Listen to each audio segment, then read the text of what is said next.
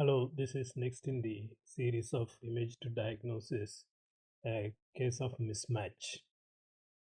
This is a 10-year-old girl with a history of acute onset of painful swelling on right side of neck for 2 days. So she had a previous scan 1 day earlier, which has been reported as suppurating or caseating lymph node, tuberculosis, non-specific, and suggested biopsy.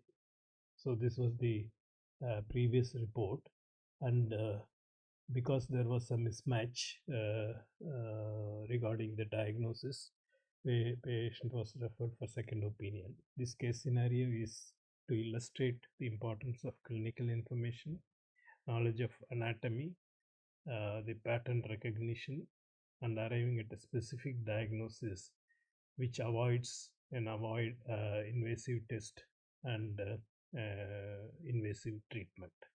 If you'd like to listen to this workup, please log on to sonoshare.in, and under image to diagnosis, this a case of mismatch under general sonography, small parts, and a second case of neck.